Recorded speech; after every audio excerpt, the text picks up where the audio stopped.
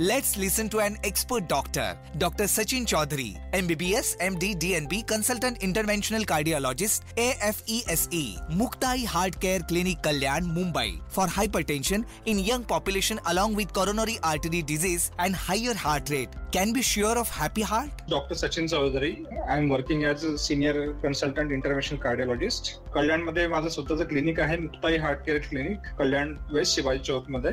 आणि अदरवाइज मी फोर्टिस आणि अमे दोन मोठ्या हॉस्पिटलला अटॅच्ड आहे. Can high blood pressure B completely क्युअर्ड? हा एक कॉमनली विचारला गेलेला क्वेश्चन आहे, परंतु बाकी इन्फेक्शियस एलिमेंट सारखं आपण याला वन टाइम क्युअर नाही करू शकत. हा असा आजार आहे की ज्याला आपण मेडिसिनने कंट्रोलमध्ये ठेवू शकतो आणि त्याचे लॉंग टर्म जे दुष्परिणाम आहेत ते मेडिसिन चालू ठेवून आपण कमी करू शकतो किंवा घालवू शकतो. परंतु या आजाराला वन टाइम क्युअर नाहीये. त्यासाठी जे काही मेडिकेशन आणि इंटरव्हेन्शन आहेत ते आपल्याला आयुष्यभर चालू ठेवायला. Has there been a recent increase in the incidence of hypertension and heart attack among young patients? If yes, what could be the underlying cause? आजकाल लास्ट 10 years मध्ये आपण असं बघतोय की जे हार्ट प्रॉब्लेमचं जे वय आहे ते थोडंसं चेंज झालंय. आधी जे प्रॉब्लेम्स आम्ही 50 नंतर किंवा 60 नंतर बघायचो ते ऍज अर्ली ॲज 30s म्हणजे 30-35 मध्ये सुद्धा आजकाल हार्ट अटॅकचा प्रॉब्लेम कॉमन झालेला आहे. त्याला मल्टिपल कारण रिस्पॉन्सिबल आहेत, असं आपण एक पिन पॉईंट रिझन त्यासाठी नाही सांगू शकत. परंतु जे कॉमन रिझन्स मध्ये अनहेल्दी डाएट म्हणजे थोडं जे फास्ट फूड कल्चर आता जे आधी आपल्याकडे नव्हतं, वी आर डेव्हिएटिंग फ्रॉम द जे आपलं ट्रॅडिशनल फूड आहे, वी आर डेव्हिएटिंग. सो एक अनहेल्दी डाएट आहे. दुसरं की जे सिडेंटरी लाईफस्टाईल म्हणजे लोकांची हालचाल, जे एक्सरसाइज वगैरे आहे ते कमी आहे. एस्पेशली आपण कोरोनामध्ये बघितलं की चंक ऑफ द पॉप्युलेशन सगळेजण घरून काम करत होते. त्यावेळेस आम्ही बघितलं की भरपूर पेशंट्स मध्ये सडन वेट गेन झाला, डायबिटीजचं प्रमाण वाढलं. तर रेग्युलर एक्सरसाइज नसणं हे एक इम्पॉर्टंट रिझन आहे कमी वयामध्ये हार्ट अटॅक होण्यासाठी.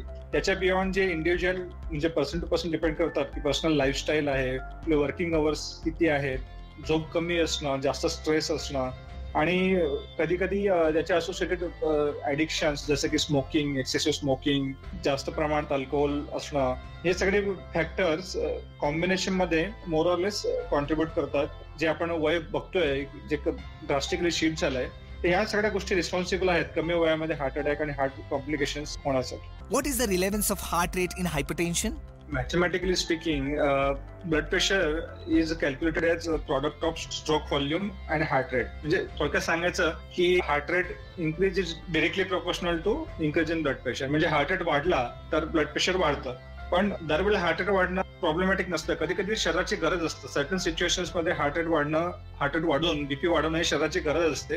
त्यामुळे हार्ट रेट वाढणं हे नेसेसरली खराब गोष्ट नाहीये.